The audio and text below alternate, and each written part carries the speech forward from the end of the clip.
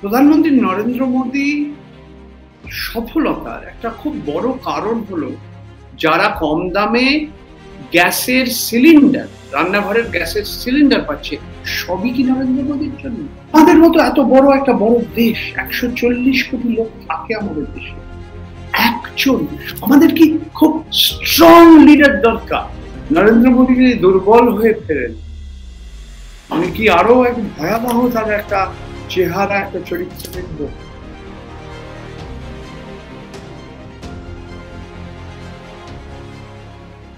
এই প্রশ্নটার দুটো ভাগ আছে। প্রথম হলো, প্রধানমন্ত্রী নরেন্দ্র মোদী সফলতার একটা খুব বড় কারণ হলো সে পুরো ভারতবর্ষের রাজনীতিটা ব্যক্তি কেন্দ্রিত করতে পেরেছে। প্রায় মার্কিন যুক্তরাষ্ট্রের রাষ্ট্রপতি নির্বাচনের আমি বনাম পপ্পু, মানে রাহুল গান্ধী, আমি বনাম রাহুল। লোকে প্রশ্ন করছি না যে আজকে ভারতবর্ষে 2014 ভারতীয় জনতা পার্টি 32% ভোট পেয়েছিল, 32-এর কাছাকাছি। আর এনডিএ, ন্যাশনাল ডেমোক্রেটিক অ্যালায়েন্সের যে জোটটা, ওরা 38-এর কাছাকাছি পেয়েছে। সেটা 2019-এ 32 থেকে 38-এ ভারতীয় জনতা পার্টির ভোট শেয়ারটা বাড়লো এবং এনডিএ জোটেরটা প্রায় 45%-এর কাছাকাছি। লোকে বলছে না যে 55% লোক ভারতবর্ষের যারা মতদান করেছে তারা ভারতীয় জনতা পার্টি এবং এনডিএ জোটকে দেয়নি। এইটাই নরেন্দ্র মোদী বারবার এই ব্যাপারটা উনি বুঝতে পেরেছেন অন্যদের চেয়ে ভালো, যে আমরা যেই ধরনের নির্বাচন ব্যবস্থা আমরা ব্রিটিশদের কাছ থেকে নিয়েছি, যেটা আমরা বলি Westminster style of parliamentary democracy, first pass the post, তারপরে উইনার টেকস অল। তো এইটাই আমরা যেটা দেখেছি, এইটার উনি খুব সফল হয়েছে। আজকে আমি কয়েক সপ্তাহ আগে রাষ্ট্রীয় স্বয়ংসেবক সংঘের একজন খুব বেশ বরিষ্ঠ একজন মানুষকে, ভদ্রলোকের সঙ্গে আমি যোগাযোগ করলাম। উনি বললেন, দেখো, পুরো যে পার্টির যে ব্যবস্থা ছিল সেটা খালি হয়ে গেছে, খোখলা হো গিয়া, পার্টি সিস্টেম খোখলা হো গিয়া। উনি বললেন ওর ভাষা, সবকিছু একজন ব্যক্তির ওপর নেই। এখন এটার দুটো দিক আছে। যদি ভারতীয় জনতা পার্টি যেতে, সব এই সফলতার সবই পুরো কৃতিত্বটা নরেন্দ্র মোদী। এখন যদি কোনো কারণে ওরা যদি দুর্বল হয়ে যায়, সবাই বলবে তোমার জন্যই হয়েছে। এখন একজন মানুষ, উনি নিজে বলেছেন যে আমি সত্যি মনে করি যে আমায় ভগবানের দূত, উনি নিজে বলেছেন, আমি বলছি। এখন এই ধরনের মানুষের কথা আমি মনে করি এখনো ভারতবর্ষের একটা অংশ মানুষ আছে যারা মতদান করে। আমি বলবো 25% বা 33% বা 30% মানুষ, তারা সত্যি মনে করে যে নরেন্দ্র মোদী ভগবানের অবতার, বিষ্ণুর অবতার। কিন্তু অন্যরা খালি তা মনে করে না, তারা ব্যঙ্গ করছে। এতদিন তারা একসঙ্গে ছিল না। এখন INDI এর যে জোটটা এসছে, আমরা জুন মাসের 4 তারিখে জানতে পারবো এরা কতটা সফল হবে বা হবে না ভারতীয় জনতা পার্টি এবং নরেন্দ্র মোদীকে দুর্বল করবে। এই নিয়ে ভবিষ্যতে কি হবে না হবে এটা নিয়ে বলা অনেক কিছু, এই ব্যাপার নিয়ে অনেক কিছু বলা যেতে পারে, আমি কিন্তু বলছি না। কিন্তু তুমি যে প্রশ্নটা করা, একজন মানুষ এখন যে বিনা পয়সায় যে যারা চাল পাচ্ছে, গম পাচ্ছে, চানার ডাল পাচ্ছে, সবই কি নরেন্দ্র মোদীর জন্য? প্রত্যেক পেট্রোল পাম্পে কয়েকদিন আগে পর্যন্ত আমরা নরেন্দ্র মোদীর ছবি দেখতাম। তার মানে যারা কম দামে গ্যাসের সিলিন্ডার, রান্নাঘরের গ্যাসের সিলিন্ডার পাচ্ছে, সবই কি নরেন্দ্র মোদীর জন্য? উল্টো দিকে দেখো, যে কৃষকরা যারা আন্দোলন করলো, 1 বছর লাগাতার টানা আন্দোলন হলো, তারপরে যে ওই 3টে আইন ওনাকে ফেরত নিয়ে আসলো, সেটাও কি নরেন্দ্র মোদীর জন্য? তো একজন মানুষের উপরে যদি তার সবকিছুই ভালো হয়, তাহলে ভারতীয় জনতা পার্টি জিততে ওনারই জন্য। নোটবন্দির কথা কেন উনি বলছেন না? যে ডিমনিটাইজেশন হয়েছিল November 2016, goods and services tax, জিএসটির কথা উনি আজকে বলছেন না? মার্চ 2020-তে যখন করোনার পরে যে একটা মহামারী হলো, যে ভারতবর্ষের ইতিহাসে প্রথমবার শহর ছেড়ে গ্রামে চলে গেল লোক, লক্ষ লক্ষ লোক, লক্ষ লক্ষ পরিবার, কোটি কোটি লোক, এটা কি করার দরকার ছিল? এইভাবে কি করার দরকার ছিল? এইটা নিয়ে আজকাল আর কথা বলছেন না। করোনা বার করার জন্য কি থালি বাজাও?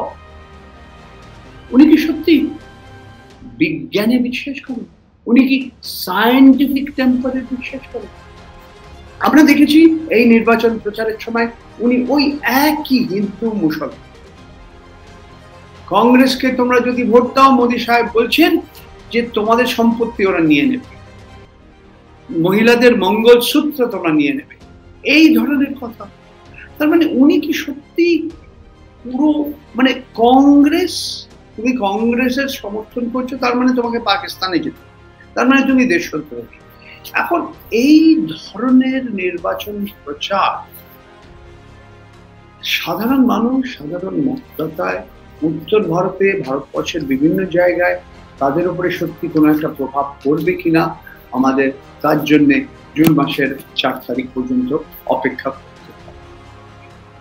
আমাদের মতো এত বড় একটা বড় দেশ, 140 কোটি লোক থাকে আমাদের দেশে, একজন আমাদের কি খুব স্ট্রং লিডার দরকার। এই দেশ অন্য কেউ চালাতে পারে না। একজন 56 ইঞ্চি যার বুকের মাপ, সেই একটা লোকই সবকিছু করতে পারবে। এই ধরনের কথা যারা বিশ্বাস করে, সত্যি মনে করে যে নরেন্দ্র মোদী ভগবানের অবতার, ঠিক আছে, আমি বিশ্বাস করি, কিন্তু যারা এই ধরনের কথায় বিশ্বাস করে না, যারা মনে করে যে এই ধরনের একটা গণতন্ত্রে একজন মানুষকে এই ধরনের কথা বলা উচিত না, তারা কি একসঙ্গে আসতে পারবে? যখন ভোট দেওয়া হবে তারা কি একসঙ্গে আসতে পারবে? যেরকম ইন্দিরা গান্ধীর বিরুদ্ধে 77-এ এসেছিল, যেমন অটল বিহারী বাজপেয়ী, লালকৃষ্ণ আদবানির সরকারের বিরুদ্ধে 2004-এ আসতে পেরেছিল। তার জন্য আমাদের অপেক্ষা জুন মাসের 4 তারিখ।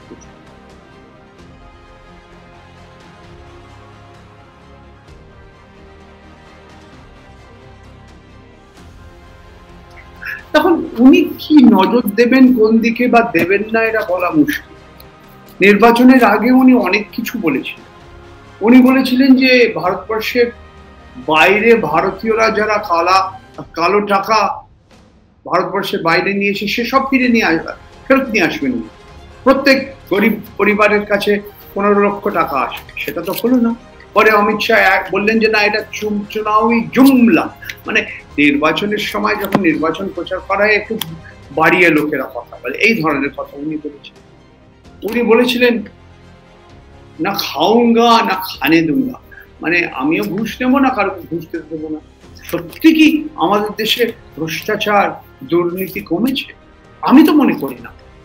আমাদের দেশের যুবক যুবতীদের রোজগার কি সত্যি তারা পাচ্ছে? চাল ডাল চানার ডাল বাদ দিয়ে অন্য সব সবজি, ফল, অন্যান্য জিনিসের যে মুদ্রাস্ফীতি হয়েছে তার উপরে কি উনি সত্যি লাগাতে পেরেছেন না পারেননি? আমাদের দেশে যে অসমানতা হয়েছে, আমাদের যে গরিব এবং সাধারণ মানুষ তার এবং আম্বানি আদানি এদের সম্পত্তি, এদের আয়ের ভিতরে যে একটা ব্যবধান, যে দূরত্ব যেটা বেরিয়ে গেছে অসাধারণ ভাবে, যেটা অর্থশাস্ত্রীরা বলছে যে ব্রিটিশের আমলেও ছিল না এত, মানে আমাদের দেশের গরিব এবং যারা ধনী ব্যক্তি তাদের ভিতরে তাদের আয়, তাদের সম্পত্তির দামের ভিতরে যে অসমানতা এটা বেড়ে গেছে। এটা কি সত্যি নির্বাচনে একটা বিষয়? নির্বাচন তো প্রায় শেষ হয়ে এসেছে, জুন মাসের 4 তারিখে আমরা জানতে পারবো কি বিষয়। খালি একদিকে হিন্দু মুসলমান, রাম মন্দির, শ্মশান ঘাট, কবরস্থান, ইন্ডিয়া পাকিস্তান। তুমি নরেন্দ্র মোদীকে সমর্থন করছো না, তার মানে তোমাকে পাকিস্তান যেতে হবে, তার মানে তোমাকে টুকরে টুকরে গ্যাং, তোমরা দেশের বিভাজন চাইছো। এই ধরনের বিভাজন নিহিংসে ঘৃণা ভরা, এবং কে? আমাদের প্রধানমন্ত্রী নিজে। আর নির্বাচন আয়োগ কিছুই দেখছে না, কিছুই শুনছে না। নির্বাচন হয়ে যাওয়ার পরে হঠাৎ তারা জেগে উঠে বলে না না না এরকম করা উচিত হয়নি তোমাদের। এই ধরনের ব্যবস্থা অন্তত আমি দেখিনি, এই প্রথমবার দেখছি। যেই প্রধানমন্ত্রী ইন্ডিয়ার জোট বলছে যে কেউ হতে পারে। আমাদের রাজনীতি, ভারতবর্ষের রাজনীতি 140 কোটি লোকেদের রাজনীতি একজন মানুষের উপর নির্ভর। কি কোন বলেগা প্রধানমন্ত্রী, এটা বলা মুশকিল। আমরা জানি না, আমরা কেউ সত্যি আমরা জানি না। সেই জন্যে আমি তো জ্যোতিষী নই, আমি বলতে পারি না কি হবে। এবং যেই হোক না কেন প্রধানমন্ত্রী নরেন্দ্র মোদী তৃতীয়বার আবার যদি উনি শপথ গ্রহণ করেন, তার নীতি, তার প্রোগ্রাম, তার কার্যক্রম কি বদলাবে বা বদলাবে আমি জানি না। এই ধরনের প্রশ্নের জবাব সত্যি আমি দিতে পারবো না। যে 80 কোটি মানুষরা যারা প্রত্যেক মাসে একটা পরিবার 5 কিলো চাল বা 5 কিলো গম বা 2.5 কিলো চানার ডাল যেটা বিনা পয়সায় পাচ্ছে, 80 কোটি মানুষ, 17 কোটি 18 কোটি পরিবার তারা পাচ্ছে। এরাও কি চলবে? কতদিন চলবে? সত্যি এই যে মোদিজি যে গ্যারান্টি দিচ্ছে, দুদিকেই গ্যারান্টি আসছে, কংগ্রেসও গ্যারান্টি দিচ্ছে। কংগ্রেস বললে আমাদের নির্বাচনে আমরা যদি জিতি, আমাদের যদি জোটটা যেতে, আমরা প্রত্যেক মহিলাকে আমরা 1 লক্ষ টাকা দেব। সেটা পুরো আমাদের অর্থ ব্যবস্থার একটা উন্নতি হবে যেটা হয়। সেটা সত্যি হবে কিনা, নির্বাচনের ফলাফল কি হবে বা হবে না, এটার জন্য আমাদের অপেক্ষা করতে হবে 4 দিন।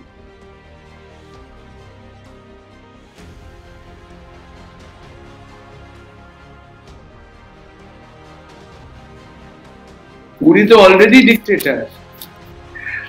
উনি প্রপার এবং ইমপ্রপার ডিক্টেটর কে? এই যে মানে আমাদের ডিক্টেটরশিপটা কি, এটাও এই শব্দের মানে কি, এগুলো তো বলতে যাচ্ছে।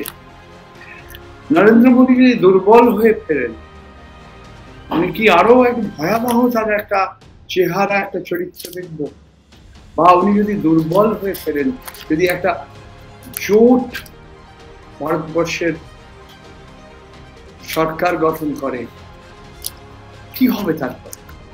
কংগ্রেস বলছে আমরা যদি ক্ষমতায় আসি, আমরা একটা জেপিসি, যৌথ একটা পার্লামেন্টারি সমিতি গঠন করবো। জেপিসি অনেকগুলো বিষয় নিয়ে আমাদের গবেষণা চলবে, আমরা ইনভেস্টিগেশন করব তাদের ভেতরে যে কিভাবে আম্বানি আদানির যে সম্পত্তি কিভাবে বেরিয়েছে, এগুলি নিয়ে 1 সপ্তাহ বাকি নেই, কয়েকদিন অপেক্ষা করো, আমরা তারপরে বুঝতে পারবো কি হবে বা হবে না। 4 তারিখ, জুন মাসের 4 তারিখ বিকেলবেলা ভেতরে আমরা মোটামুটি একটা বুঝতে পারবো, একটা অনুমান পাবো। আর দেখো ঢেউ, মোদির সমর্থনে কোনো ঢেউ নেই, মোদি ওয়েভও নেই, ইন্ডিয়া গঠবন্ধনের বা ইন্ডিয়া জোটের কোনো ঢেউ নেই। আমি যেই জায়গায় এই মুহূর্তে বসে আছি রাষ্ট্রীয় রাজধানীতে, একটাই ঢেউ, একটাই ওয়েভ, সেটা হলো হিট ওয়েভ। 50-52 ডিগ্রি সেলসিয়াস বাইরে জুন মাসের 4 তারিখ পর্যন্ত আপনারা সবাই অপেক্ষা। ধন্যবাদ, নমস্কার।